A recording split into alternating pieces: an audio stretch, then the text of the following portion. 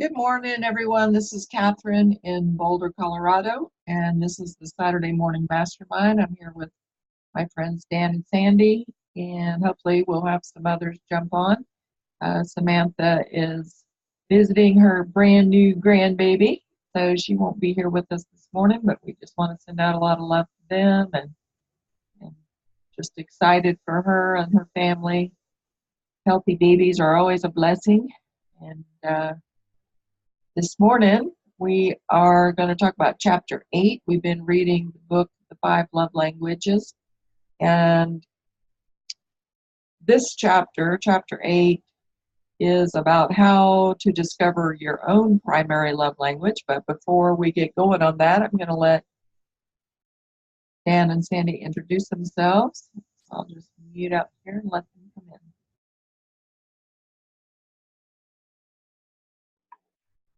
Good morning, Sandy Ruth here in sunny, hot Miami Beach. Happy to be here. Sorry, I'll be hopping off early, everyone. Ciao. Dan Sisik, also in sunny, hot Vegas. Although it's not quite so hot, I think it's now starting to cool down. Looking forward to what we have to talk about in chapter 8, and hopefully we will have some more people join us and add to our conversation. Awesome. Well, it's been in the 40s here, so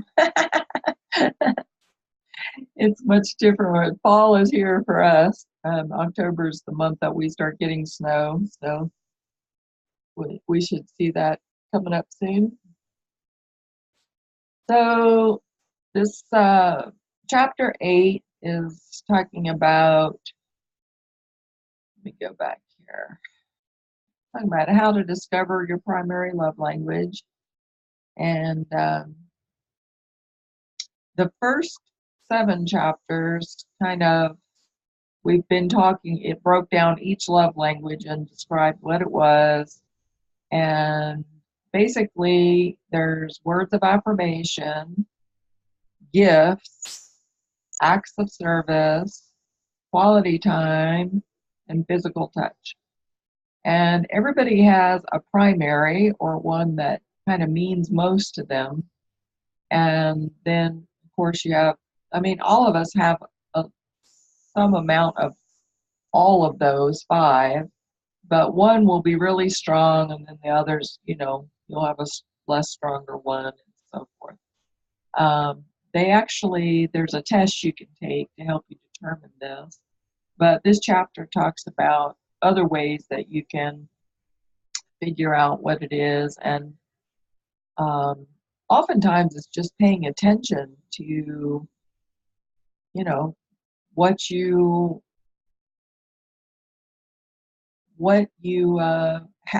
actually, if you pay attention to how you express love, like if you're trying to do things for people all the time, then that's a pretty strong clue that yours might be acts of service.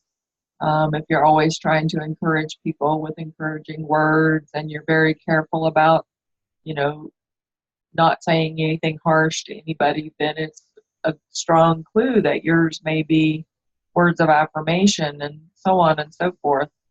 And it did say in this chapter that there's about 25% of people that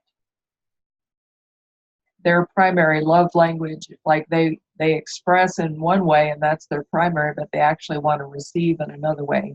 But most of the time, kind of like you pretty much do what you want to get, I think, for most people.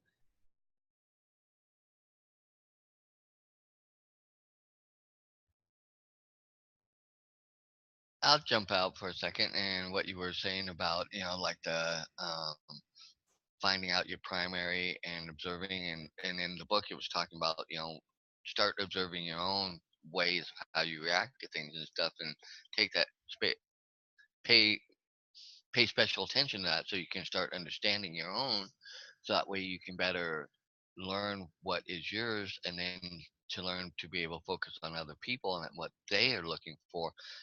But it was interesting how you brought up how some people are a little bit of they say and one thing, but then they kind of want something or do one thing and want something kind of a little different in return. I think that's me a little bit because I am very say a lot of words of affirmation to people and stuff and try to build people up. But at the same point, I like that, but I also just like being around and connecting and being with other people that I really enjoy and care about and have a good strong relationship. I just like being around them and being with them. And I think that's kind of, I'm learning a little bit more about that about myself, that, which is, come out from this book. And I think it's good that you do learn to pay attention to how you respond when things come about and when, things happen. So that way you can better understand and then turn around and focus on other people so you can hear and see what they're doing so you can try and give them back what they need.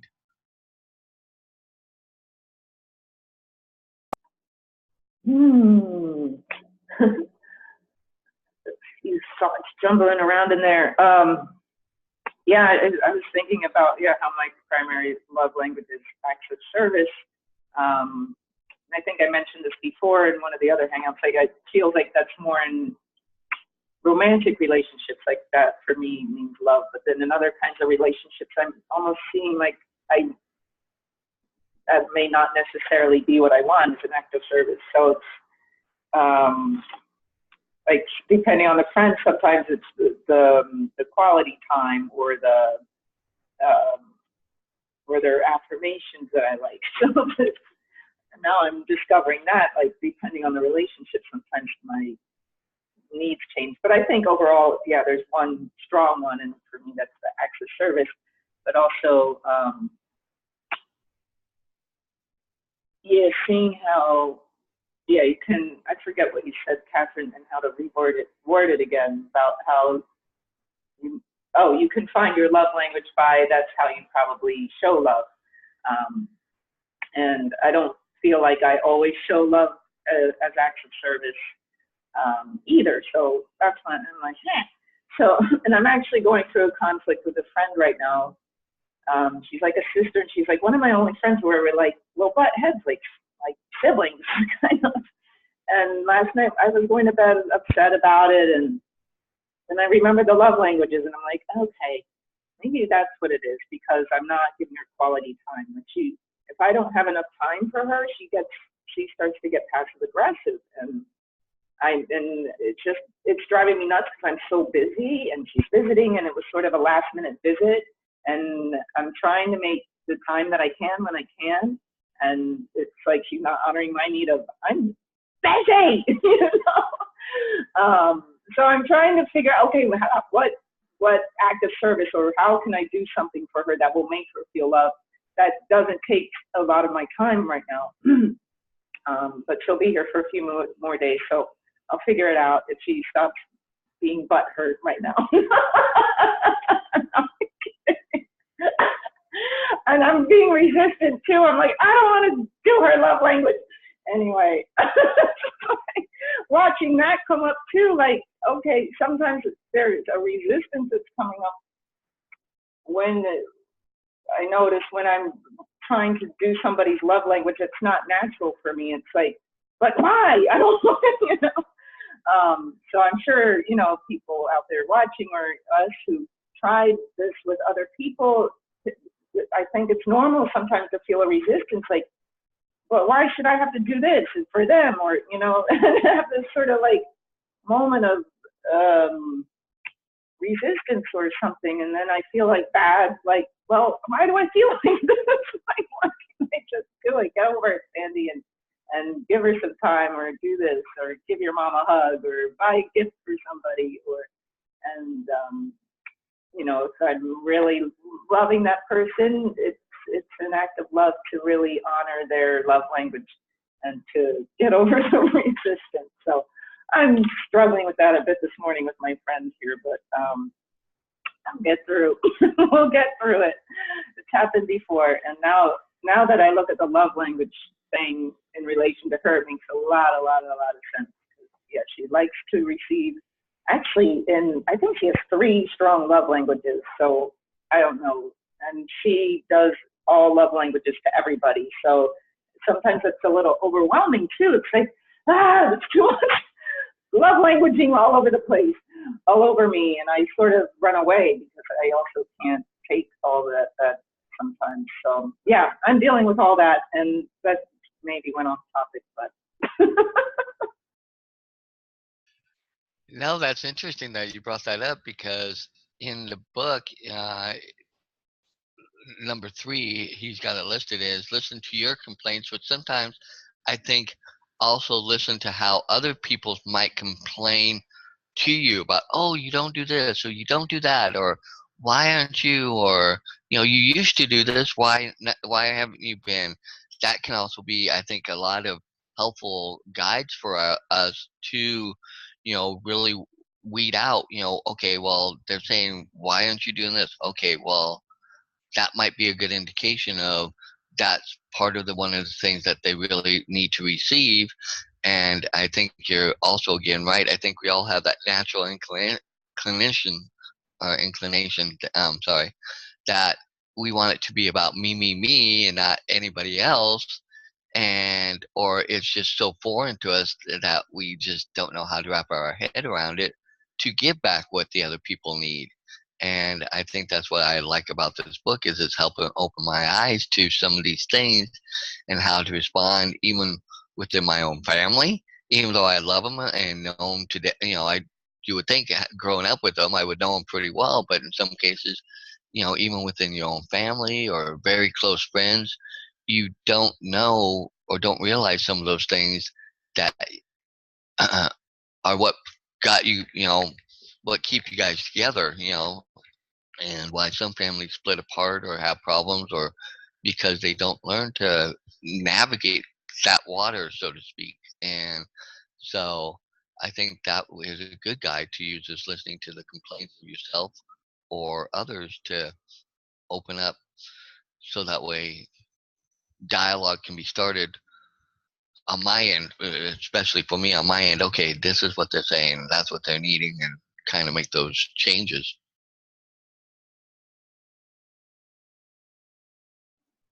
I think bringing up the resistance is a huge part of it because I know I beat myself up a lot over, like, one part of me beats myself up over not being more open-hearted, not being more willing to give what that other person needs. And then there's another part of me that's like, well, why the hell can't I just be like I want to be? Like, why? And for some love languages, it's easier for me to give than others. Like words of affirmation, okay, I can do that if I know somebody, if that's their thing, But acts of service, obviously I do that all the time. But when it comes to like physical touch, I don't think I should have to let somebody touch me or touch somebody else when I don't want to. Like I have huge resistance over that one. And I'm positive it has to do with past, sexual abuse and trauma and stuff like that. And that is some place where I kind of draw a line, like it's my body.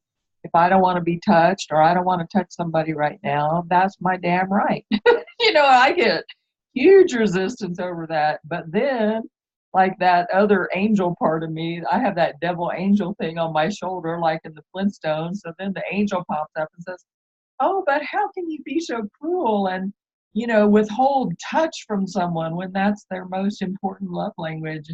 And then the devil pops up and like, I don't give a shit, like they need to get over that, learn how to touch themselves or something. I don't know. But yeah, so I think people need to know that, there is going to be resistance to some of these things, and that's okay. It doesn't make us evil people. We're all out here trying to do the best we can. And like with you, Sandy, I understand you're so busy. And when you have people that have quality time, And quality time doesn't mean quantity time. I think that's an important distinction. Sometimes just 15 minutes or even 5 minutes or even 2 minutes of complete and total immersion, with someone can mean more than anything else. But there's a tendency, I think, people that have quality time as I think they're not all satisfied with those 2 minute sessions or whatever.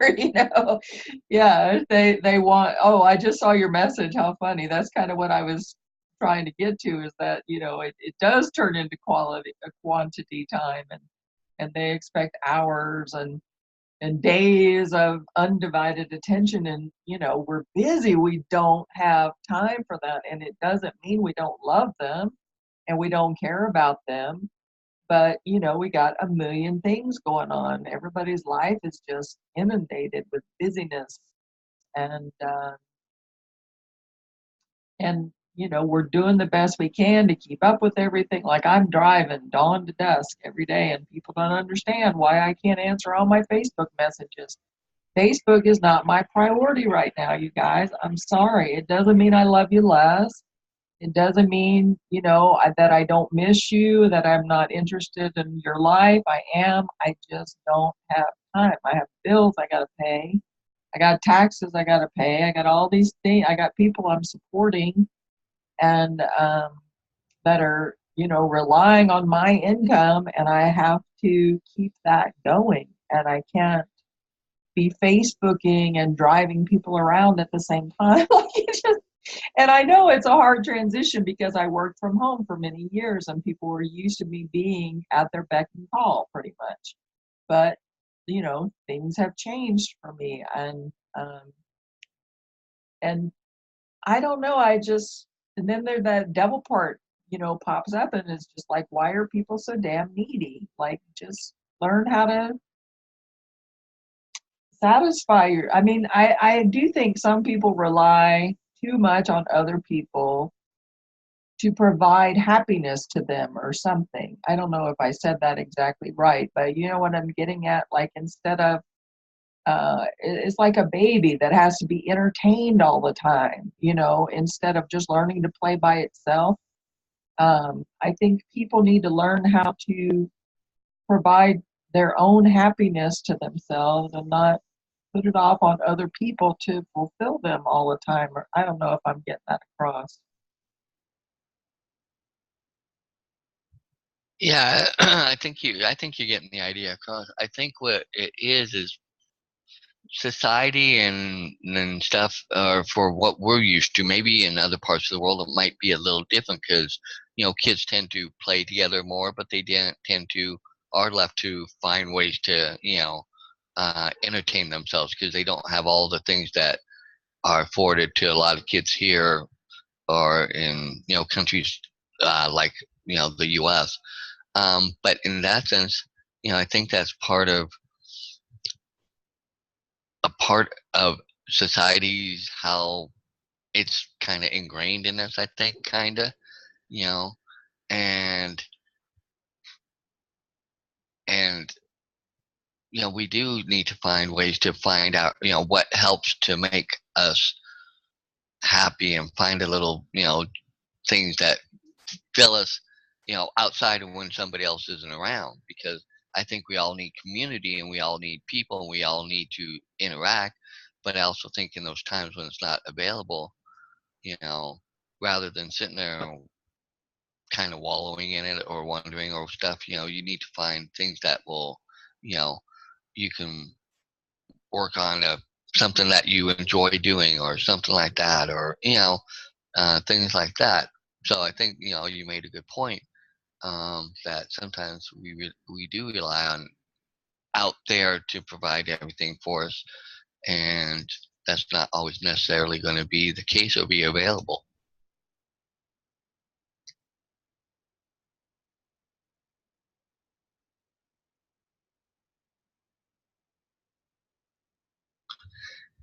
Okay, and now with that odd silence, I'll jump into something else that the book brings up. It says, "Ask the right questions," and it explain some things about somebody that was in a relationship and stuff.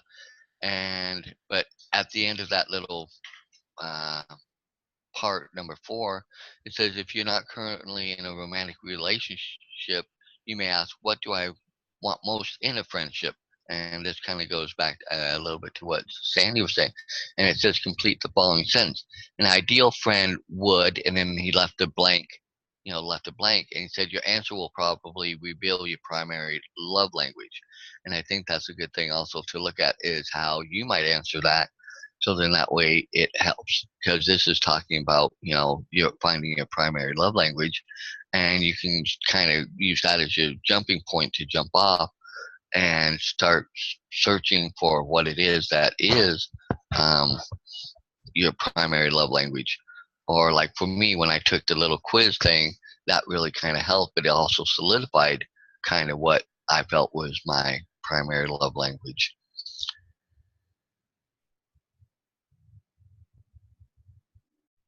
Sandy, I know you have to leave early, so Yeah, I was just gonna say I'm gonna pop off, but yeah, I that point was good too about seeing where I'm having a hard time putting thoughts in the words today. I guess where somebody or me or whoever is using the love as a need for attention instead of what you're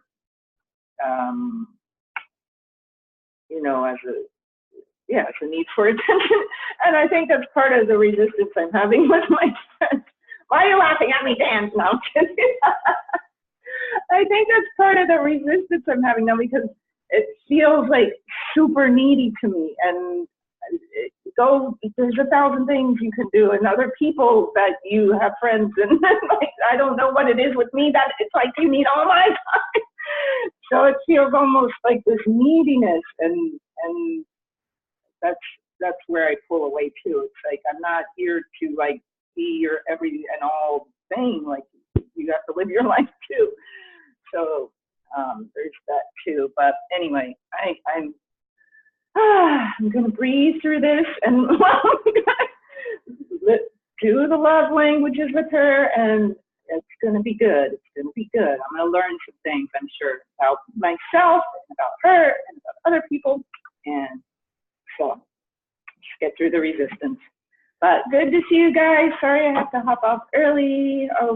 I can hang for 3 more minutes, so and then I'll hop off. Ciao. Thank we're you. glad you could be here with us. And yeah, it's a process, it really is a process to figure it all out. And and then, the other part of it, like sometimes it's easy to recognize somebody's love language, but sometimes people aren't. I don't think they try to be I'm not saying they're trying to be dishonest necessarily, but people aren't always upfront and truthful, maybe because they don't know themselves, but they kind of lead you to believe that this is their primary love language, and then you find out later that it's something totally different, and maybe I think part of that is because, and we've talked about this before, we've all kind of been trained to think that, a relationship is supposed to go this way. In other words, let me give an example. So guys are always taught that they need to buy gifts for their ladies in a dating relationship, right? So if you start dating somebody and he's constantly buying you gifts, then you're going to tend to think that his primary is gift giving. And it may not be. It may just be that's what he's been taught that he's supposed to do, More than likely, it's something totally different, and he's just doing that because he thinks that's what he's been trained to do, So sometimes it takes a little bit of investigation and just being around somebody. I think the part about in the book about observation, just being very observant about how they express love, what do they complain about. I think that's a huge one right there. That's probably more of a clue than anything else, I would say, is what are they complaining about? Because that tells you directly where they're not feeling the love, you know.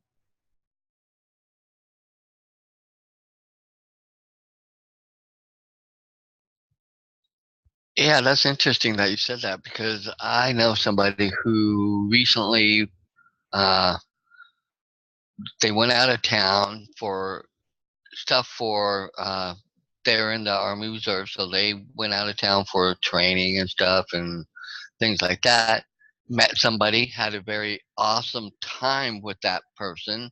A real seemed like a real deep connection, and they both really seemed to really enjoy it and want it to be a little deeper. But then when they returned home and they wanted to kind of pursue, the other person kind of was, you know, but the other part of the mix was the other person had somebody else that they were also involved with. So it was kind of weird. And my friend was really wanting and got kind of hurt and was really trying to and really wanting that person to focus all their energy on them rather than kind of stepping back and saying, okay, was this just this weekend thing and maybe I jumped in a little farther and was expecting something more and stuff like that. And they wanted somebody that would focus all on them, kind of like how they were trying to focus all on the person that they had just spent time with. And it was interesting to see how that, how the dynamics of just how hurt the person was. And now they are wanting to kind of really draw back now and not really put themselves out there. And it's, interesting because I think sometimes we sometimes go all in on things without really understanding the whole depth of, you know, what comprises that person and with an expectation or thinking that we know or we understand and then find out later that oh that's not really what they're wanting or that's not what they're looking to receive or that's not their primary thing. I think sometimes we can get our kind of like what you alluded to, we get something and then later on find out that's not what it is, because based on just like what you were saying about how us as guys were told to always, buy the girl gifts and things like that, where like for some women, gifts are the lowest thing on the totem pole and they're like, really? That type of thing. And so I think sometimes we can get blindsided that way and then it kind of makes us retreat. Um, and we get kind of butt hurt too because it's not, we're not getting what we need out of it either, so for our language and for what we need to get. So I think that's another aspect of it too that in watching and observing, it kind of opened my eyes to things and maybe how I might respond to things too and how I might react to how I go in with like, okay, this is what I'm trying this is what I'm trying to give. This is the, I'm trying to be open and I get nothing back. So in that sense, I think observation along with what are the complaints can be two of the biggest guidelines that we can go by to kind of help navigate our waters that we need to navigate to help us grow. Because I think that's partly what I'm really trying to do is help myself grow so that way I can better relate and open and be receptive to other people and give them what they need. um, but if I don't learn anything out of it, I'm not ever going to get there and it's going to be that same vicious cycle too.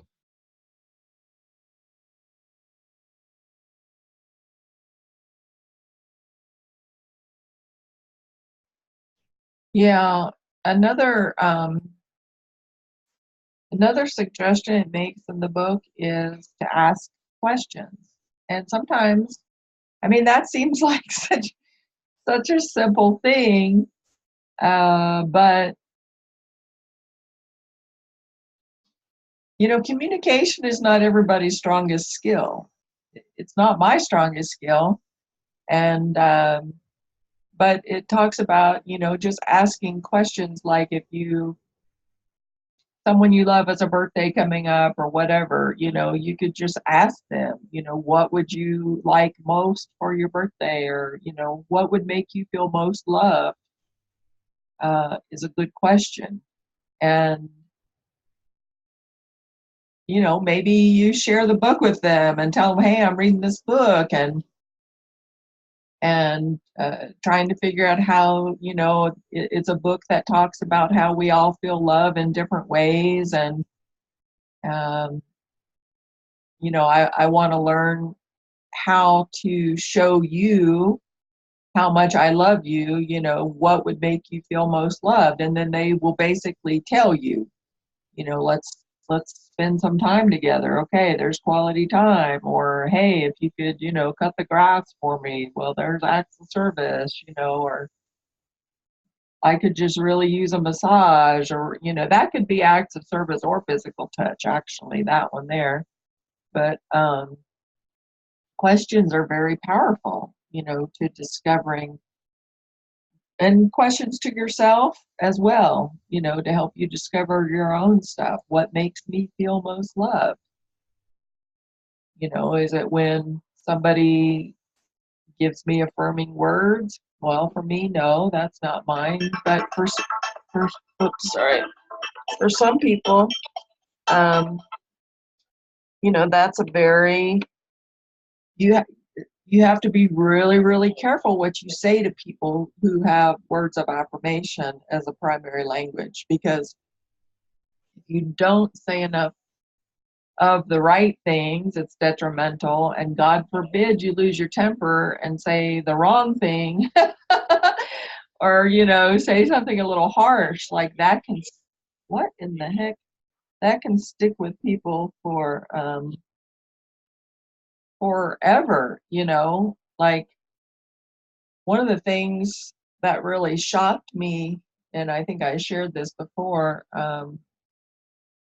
there's sometimes, especially with family members, is what I'm typically referring to. And in this particular case with my kids, sometimes you say things to your kids, here you are, a parent, you're working, you're raising your kids, you're doing all the housework, you're freaking exhausted, you're at your wits' end, they're pushing your buttons. You say something just out of sheer exhaustion and frustration, not meaning anything by it, and yet that one little thing, if that person's love language is words of affirmation, might stick with them for the rest of their life. And you don't even know it. And you don't even remember what you said. Yeah, it's like not remembering what you had for lunch last Wednesday. I mean, it's no different than that to you, but to them, it's everything. Like they remember that, and it hurts them forevermore. So, and acts of service, that's my primary. So I often say words are cheap. You know, you can say all the nice things you want, but do something to take something off my plate, and I'll love you more. Right? Like, help me out here. I'm drowning. Um, and then if you never do anything for that person who is an acts of service, then other than give them words or something, then they're going to be, put off and not feeling the love. So we're all so different. And I think that our love languages can change, depending on the amount of self-development that we do with ourselves. I think that somebody could have words of affirmation as their primary, and then once they do some self-exploration and self-discovery and uh, kind of build their own self-esteem in a way, then maybe words of affirmation won't be as high a priority to them because they have their own self built-in self-esteem, and they don't necessarily need those words of affirmation to confirm it because they're standing strong in themselves. Um, I don't know, physical touch, it seems that people who are touchy-feely are always that way. And that's a basic human need. There's nothing wrong with that, you know. That's why it kind of makes me feel weird that I don't feel like I need that or and don't want it most of the time, you know. It makes me feel less human. You guys always hear me call myself an alien. But Well, if you don't mind, I'll jump in on something on that. You know what? I'm wondering if, and don't, I hope you don't take this the wrong way, maybe because of some of the, you know, past stuff, because I understand that too to a degree, even though I'm a touchy-feely person, even though I was abused and, physically abused and stuff. But, um, but maybe some of the pains and stuff that you were going through, physically might also have been an extension of that too, because of a lot of the pain that you've gone through or still going through that you manage for day-to-day living. And I don't know, maybe subconsciously, maybe that was something that came to light and maybe reminded you of, from when whatever happened that caused the pain. And I think you said it was an accident or something that had happened or with, um, and I can't remember the specifics of it, but that I'm wondering if that's part of it. Just like for me, something I've realized, um, is, and it's not along the physical touch, but for me, like with my something my real mom did when I was a kid, and I don't think she ever meant it towards me, and I took it very personally. I'm as I'm realizing, but she would lock herself in a bedroom for days on end. The only time I would see her come out is when she'd want to go get her iced tea, fill up her iced tea glass, then go back into her room and shut herself in. And in realizing being around with family, friends, and some other situations that have come up, it's like when people shut themselves off to me like that, I take it very personally, and I'm wondering, what did I do wrong? Did I do something? What, why do you hate me? Do you? And I take it to that extreme personally. And when I've been lately having to remind myself that no, maybe they just want some alone time. I mean, I've gone into my bedroom and shut my door and just wanted to be alone. And I've had to kind of work on reframing that thought process. And that's something else that, like you said, you know, building up and learning and getting into, your own stuff so you can develop yourself for being the best person that you want to be. That's something I'm really working on, trying to change and train and help myself realize that they're probably not even thinking about me when they do something like that. They just want to go in, relax, watch TV, read, listen to music, or whatever. Because I've done the same thing. So, I hope that, because that's helping me understand a little bit more of my love language and what I like, because I like being around other people and just hanging out and just being there. We don't have to talk a lot, even though I like that too. But it really opened my eyes when I really realized that, and how something from my childhood, on top of the other things I experienced, that really, for some odd reason, that really had a really deep effect on me, and I didn't realize that. yeah, I think a lot of people feel hurt and rejected when people pull away. And oftentimes, like you said, it's exactly like you said, they're not thinking about you at all. It has nothing to do with you. It's I know with me being in pain, I have to drive in pain all day, and by the time I get home, I don't want to talk to anybody. I don't want to talk to anybody on Facebook. I don't want to talk to anybody in person. I sure as hell don't want to be touched because it hurts. Like I'm in pain. I don't want, I mean, for somebody, some people, if they're in pain, the thing that makes them feel wonderful is a massage or whatever. But for me, like it literally hurts for anything to touch my skin. My nervous system gets completely overwhelmed. It's part of centralized pain syndrome. And people don't understand that. And so they feel rejected, because I just want to isolate. But it's a it's really a self-protective mechanism just to isolate and decrease every sound, every touch, everything until my nervous system can calm down enough to deal with any of it, and it has absolutely zero to do with not wanting that other person around, or not loving that other person. And so I'm but it's very, very easy for people to take that as a rejection, and that causes me to isolate even more, because I don't want to hurt people's feelings. I don't want people to feel rejected, so it's just easier to just stay away from people, so that they don't have those expectations of me, because then if I can't fulfill them, then that puts even more added stress on me. Oh, now I'm not fulfilling their expectations and making them feel loved, and it's just like that much more pressure, that much more stress, that much less sleep, which equals more pain. So it's like this never-ending cycle, and it's humans are just, we're pretty tricky things, to figure ourselves out and figure other people out and try to keep everybody happy. And everybody's not going to be happy all the time. And we have to be okay with that, and people are going to be in pain.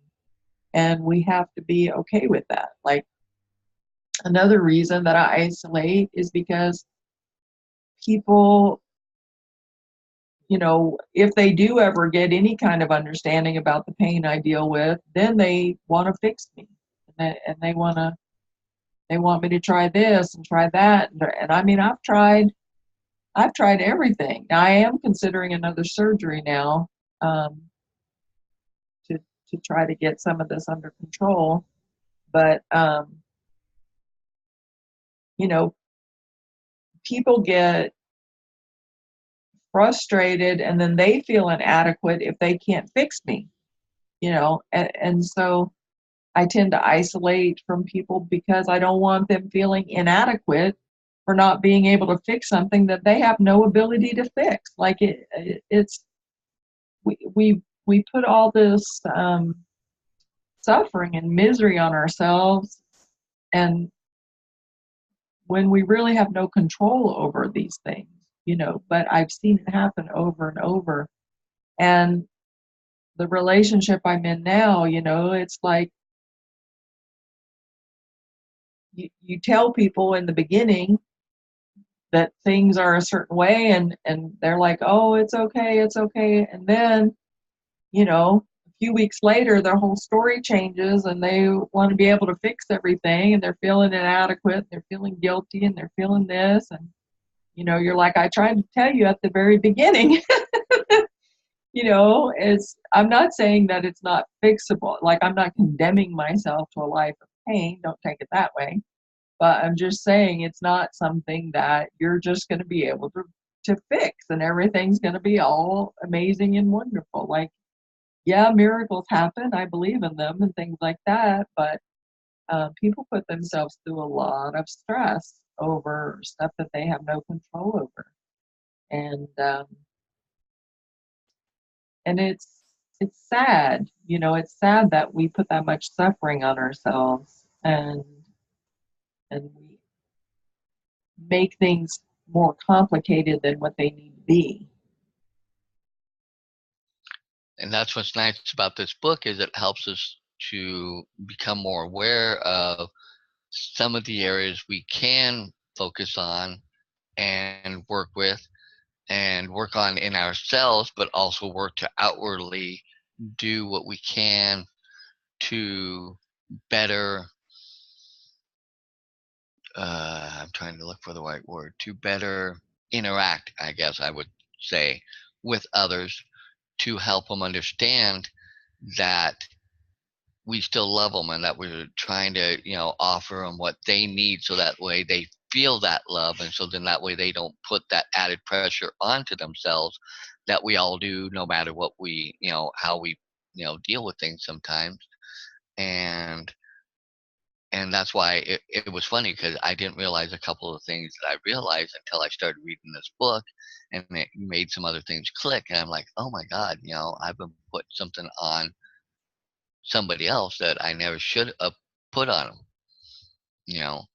And so in that case, that's why I'm thankful that we've been doing this book is because it's like, okay, I'm understanding myself more and a little better on how I perceive and how I receive things and how I want things, but how am I giving it back now too, and how am I helping other people? Because sometimes, like you said, you told the one person in the relationship, this is where it is and this is what it's about. And I'm sure knowing you that you probably tried to lay it out as best as you could, just like now, this is nothing you can really, there's not much you can really do right at this point. But the fact that you're still here or that you're around and that you are willing to walk through this with me, you know, to a certain degree, probably made you feel good too. And, um, and that's that connection that, and I call it connection because that's been some of what I've been searching for is that connection that really is that deep connection. I got a few really good deep connections with people, but with a lot of people that that are in my world and in my sphere that I care about, but I'm, it's just like I'd like to be able to get that deep connection, but I just don't know how because I don't know how to let them receive what they need to receive. So, um, I think that's, what I'm learning and what I'm getting out of the book as we continue to go through it. And I think it's important to voice what we need. I think a lot of times we expect people to be psychic and expect that people, know exactly what we want, what we need.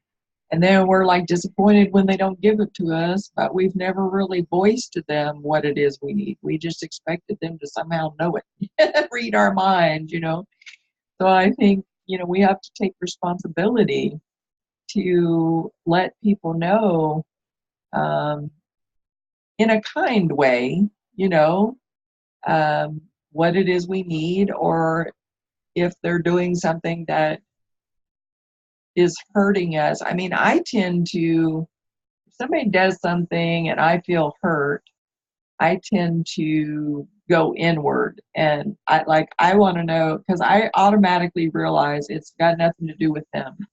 Like, this is all on me. If I'm feeling hurt, it's something, what is it about what they said or what they did or what they didn't do that made me feel that way, and where did that come from?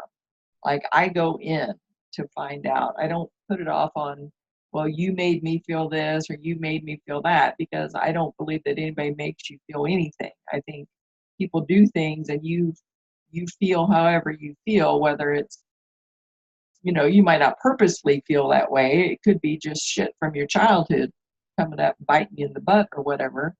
But I think it's important to explore those things, because otherwise you wind up going through your life just blaming your unhappiness and dissatisfaction on other people when it has really nothing to do with them. That's all an internal thing there, I think. That's just my opinion.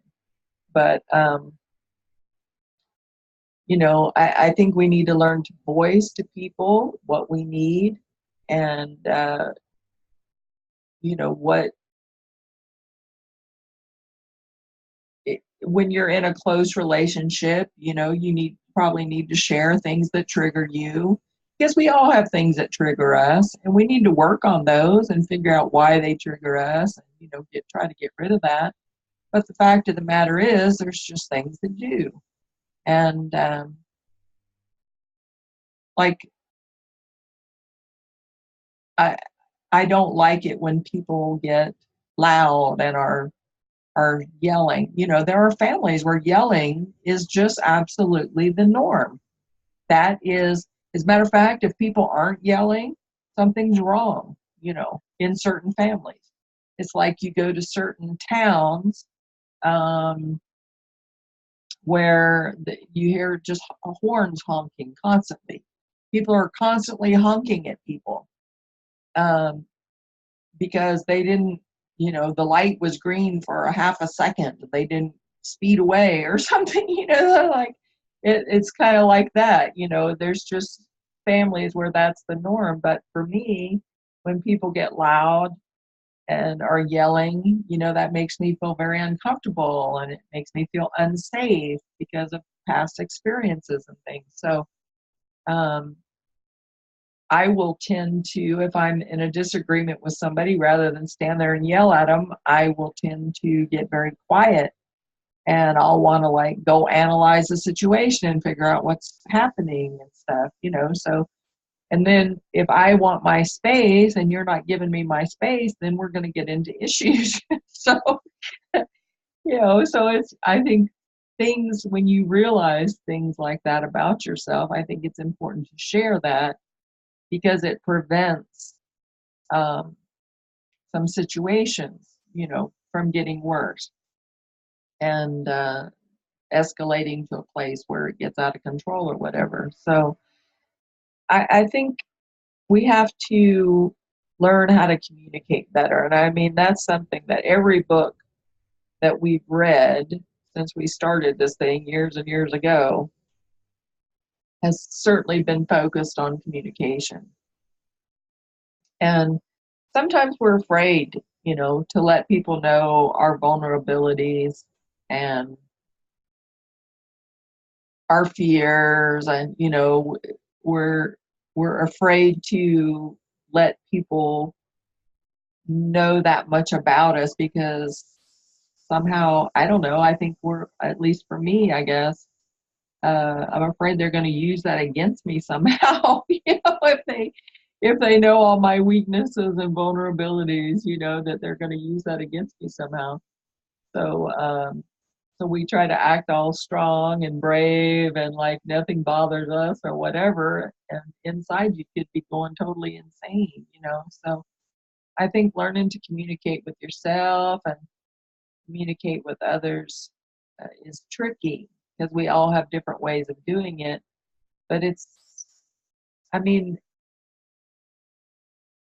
you guys know you have interactions with people every day, and there's good ones and there's bad ones. And sometimes you can look back and you can see where, say, in a bad situation, something bad happened, you can see where, or not bad, but let's just say you walked away from that person with a heavy heart, and you can look back and you can see where, if you'd have handled it just a little differently, that heavy heart wouldn't be there.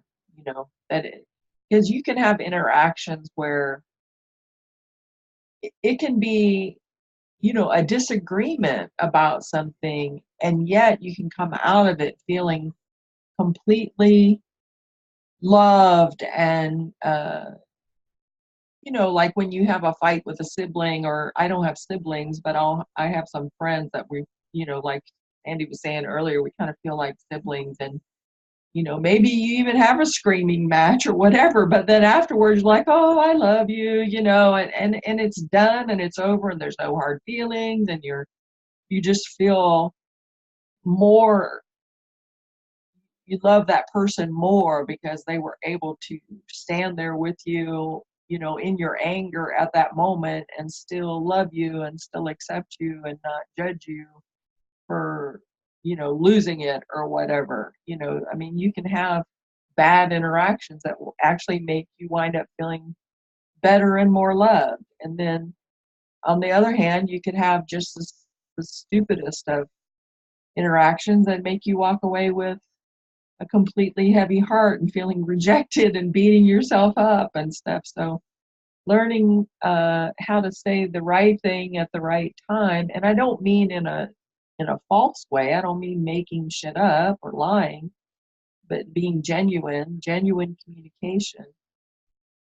learning how to do that.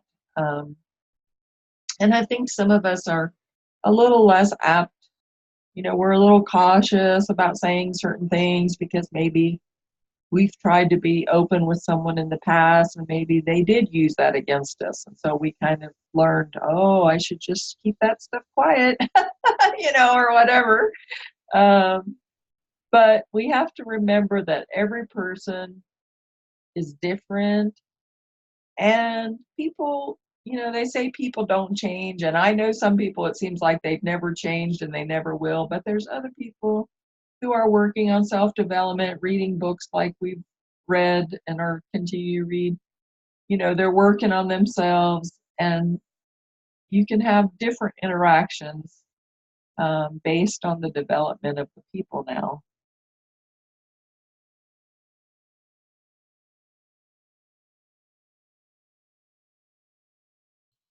Yeah, I think that's just, you know, part of what, you know, we as humans are yearning is to discover and learn and understand one ourselves better.